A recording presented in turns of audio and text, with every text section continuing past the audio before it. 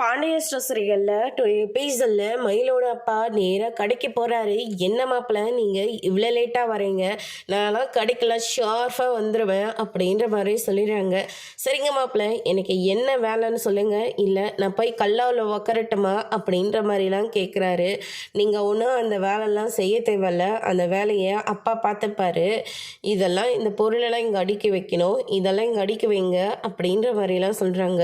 என்ன மாப்பிள்ள, எனக்கு போய் இந்த வேலைலாம் கொடுக்குறீங்க, அப்படி உங்களுக்கு இந்த வேலை செய்ய பிடிக்கலனா நீங்கள் வேலைக்கே வராதீங்க அப்படின்ற மாதிரி சொல்லிடுறாங்க. அதுக்கடுத்து தான் பார்த்தீங்கன்னா இவர் பண்ணுற டார்ச்சர்லாம் பொறுத்துக்க முடியாமல் சரவணன் இருந்துட்டு நேராக தங்கமயில் கிட்ட போய் பயங்கரமாக சண்டை போடுறாங்க.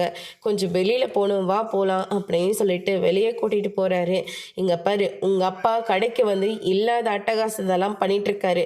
அவர் பண்ணுறது எதுவுமே எங்களுக்கு சுத்தமாக பிடிக்கவே இல்லை. அப்பாவும் சம்மந்தின்றதுனால தான் பொறுத்து போயிட்டுருக்காரு, இல்லாட்டி நடக்கிறதே வேற. குமரேச தாத்தா எவ்வளோ வேலை செஞ்சுருப்பார் தெரியுமா?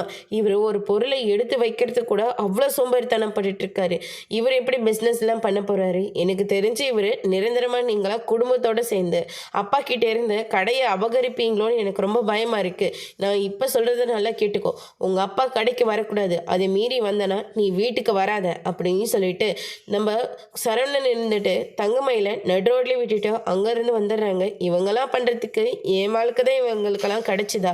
ஏற்கனவே 1008 பொய்யே சொல்லி எனக்கு கல்யாணத்தை பண்ணி வச்சு இப்போ என் வாழ்க்கையை அழிக்க பார்க்குறாங்களே அப்படின்னு சொல்லிட்டு தங்கமயில் இருந்துட்டு ரொம்பவே ஃபீல் பண்ணிட்டு இருக்காங்க. அதோட பிரம்ம முடிச்சிருக்காங்க.